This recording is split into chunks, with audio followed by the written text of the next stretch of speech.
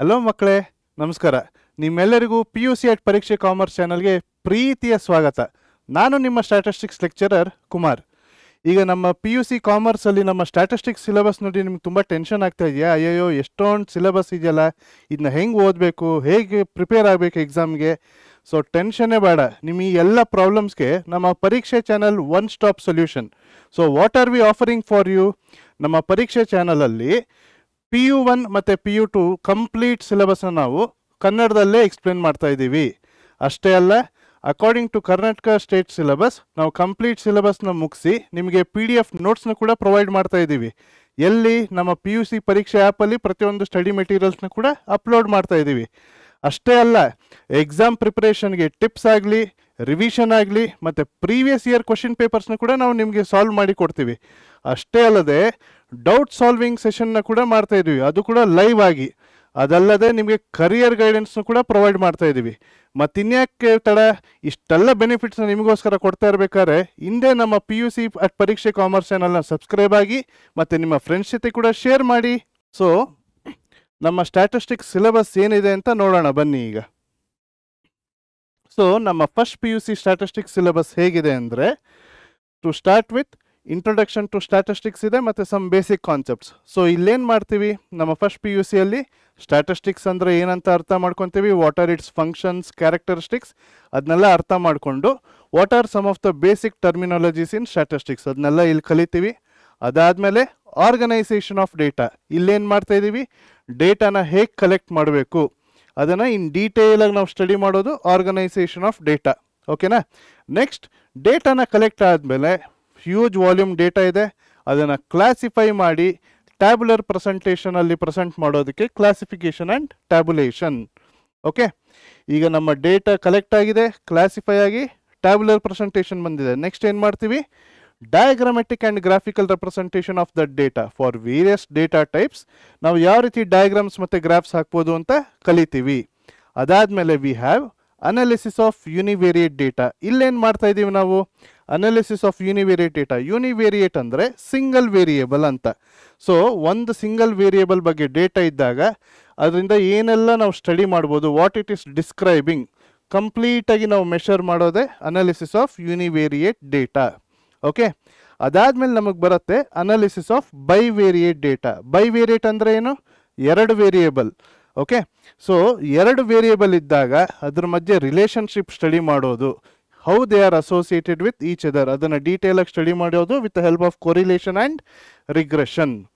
ಅದಾದಮೇಲೆ we have association of attributes. Association of ಅಟ್ರಿಬ್ಯೂಟ್ಸಲ್ಲಿ ನಾವೇನು ಮಾಡ್ತೀವಿ, we have the qualitative data. Okay, ಆ ಡೇಟಾನ ನಾವು ಕ್ವಾಂಟಿಫೈ ಮಾಡಿಕೊಂಡು ಸ್ಟಡಿ ಮಾಡ್ತೀವಿ.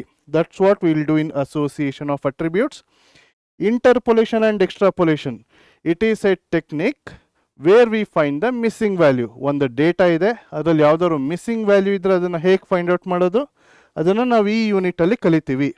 ಅದಾದಮೇಲೆ ಬರೋದು theory of probability. So theory of probability ಅಂದ್ರೇನು, probability is numerical measure of chance of occurrence ಅಲ್ವಾ? ಸೊ ನೀವು ಸ್ಕೂಲಲ್ಲೂ ಕಲ್ತಿದ್ದೀರಾ. ಸೊ ಪ್ರೊಬ್ಯಾಬಿಲಿಟಿ ಅಂದರೆ ಏನು, ಅದ್ರ ಒರಿಜಿನ್ ಏನು, ವೇರಿಯಸ್ ರೂಲ್ಸ್ ಏನಿದೆ, ಇನ್ ಡೀಟೇಲಾಗಿ ನಾವು ಪ್ರೊಬ್ಯಾಬಿಲಿಟಿ ಸ್ಟಡಿ ಮಾಡ್ತೀವಿ. ಅದಾದಮೇಲೆ random variable and mathematical expectation, ಒಂದು ಹೊಸ ಕಾನ್ಸೆಪ್ಟ್ ಇದೆ ನಿಮಗೆ. So these are the various units ನಾವು ನಮ್ಮ ಫಸ್ಟ್ PUCಯಲ್ಲಿ ಓದೋದು. ಈಗ ನಮ್ಮ ಸೆಕೆಂಡ್ PUCಯಲ್ಲಿ ಏನಿದೆ, ಸೊ ನಮ್ಮ ಫಸ್ಟ್ PUC ಕಂಪ್ಲೀಟ್ಲಿ ಡಿಸ್ಕ್ರಿಪ್ಟಿವ್ ಆಗಿದ್ದರೆ, ನಮ್ಮ ಸೆಕೆಂಡ್ PUCಗೆ ಬಂದಾಗ completely it's application. So vital statistics ಅಂತ ಇದೆ ಫಸ್ಟ್ ಚಾಪ್ಟರ್. ಸೊ ನಮ್ಮ ಹ್ಯೂಮನ್ ಪಾಪ್ಯುಲೇಷನಲ್ಲಿ ಕೆಲವೊಂದು ಘಟನೆಗಳಾಗತ್ತೆ, ಬರ್ತ್ಸ್, ಡೆತ್ಸ್, ಮ್ಯಾರೇಜಸ್, ಹಲವಾರು ಇವೆಂಟ್ಸ್ ಆಗುತ್ತೆ. ಸೊ ಆ ಇವೆಂಟ್ಸು ಹ್ಯೂಮನ್ ಪಾಪ್ಯುಲೇಷನ್ ಮೇಲೆ ಹೇಗೆ ಎಫೆಕ್ಟ್ ಬರ್ತಾ ಇದೆ, ಸೊ ಅದನ್ನು ಇನ್ ಡೀಟೇಲಾಗಿ ಸ್ಟಡಿ ಮಾಡೋದು ವೈಟಲ್ ಸ್ಟ್ಯಾಟಿಸ್ಟಿಕ್ಸ್. ಅದಾದಮೇಲೆ ನಮಗೆ ಇಂಡೆಕ್ಸ್ ನಂಬರ್ ಅಂತ ಇದೆ. ಸೊ ಇಲ್ಲೇನು ಸ್ಟಡಿ ಮಾಡ್ತಾ ಇದ್ದೀವಿ, the study of relative change in a variable over A time. ಅಂದರೆ ಈಗ ಪ್ರೈಸ್ ಆಗಿರ್ಬೋದು, ಕ್ವಾಂಟಿಟಿ, ವ್ಯಾಲ್ಯೂ, ಇದೆಲ್ಲ over A period of time increase ಅಥವಾ ಡಿಕ್ರೀಸ್ ಆಗ್ಬೋದು ಅಲ್ವಾ? ಸೊ ಅದು ಹೇಗೆ ಚೇಂಜ್ ಆಗ್ತಾ ಇದೆ, ಯಾವ ಮಟ್ಟಕ್ಕೆ ಆಗ್ತಾ ಇದೆ, ಅದನ್ನು ಡೀಟೇಲಾಗಿ ಇಂಡೆಕ್ಸ್ ನಂಬರಲ್ಲಿ ಸ್ಟಡಿ ಮಾಡ್ತೀವಿ. Next, time series. Time series ಹೆಸರೇ ಹೇಳೋ ಹಾಗೆ for various points of time data ಇದ್ದಾಗ ಆ ಡೇಟಾನ ಹೇಗೆ ಅನಲೈಸ್ ಮಾಡ್ಬೋದು, ಮತ್ತು with that help of the data ಹೇಗೆ ಫ್ಯೂಚರ್ ವ್ಯಾಲ್ಯೂನ ಪ್ರಿಡಿಕ್ಟ್ ಮಾಡ್ಬೋದು. So that's what will learn in time series. ಮತ್ತೆ ಇಂಟರ್ಪೊಲೇಷನ್ ಆ್ಯಂಡ್ ಎಕ್ಸ್ಟ್ರಾಪೊಲೇಷನ್. ನೋಡಿ ಫಸ್ಟ್ ಪಿ ಯು ಸಿದಲ್ಲಿ ಕಲ್ತಿದ್ವಿ. ಸೊ ಅಲ್ಲಿ ಒಂದು ಮಿಸ್ಸಿಂಗ್ ವ್ಯಾಲ್ಯೂ ಇರುತ್ತೆ, ಇಲ್ಲಿ ಇಂಟರ್ಪೊಲೇಷನ್ ಬಂದಾಗ 2 ಮಿಸ್ಸಿಂಗ್ ವ್ಯಾಲ್ಯೂ ಹೇಗೆ ಕಂಡು ಹಿಡಿಯೋದು ಅಂತ ನಾವು ಇಲ್ಲಿ ಕಲಿತೀವಿ. ಓಕೆನಾ? ಸೊ ನೆಕ್ಸ್ಟ್ ಥಿಯರಿಟಿಕಲ್ ಡಿಸ್ಟ್ರಿಬ್ಯೂಷನ್ ಅಂತಿದೆ. So probability along with random variables, ಈ ಥಿಯರಿನ ಕಂಬೈನ್ ಮಾಡಿ ಫಾರ್ ಡಿಫ್ರೆಂಟ್ ಸಿನಾರಿಯೋಸ್ ಹೇಗೆ ಸೊಲ್ಯೂಷನ್ನ ಪ್ರೊವೈಡ್ ಮಾಡ್ಬೋದು. ಸೊ ನಾವಿಲ್ಲಿ ಥಿಯರಿಟಿಕಲ್ ಡಿಸ್ಟ್ರಿಬ್ಯೂಷನ್ನಲ್ಲಿ ಸ್ಟಡಿ ಮಾಡ್ತೀವಿ. Then we have statistical inference. So this is one of the important unit where we study the decision making using the data.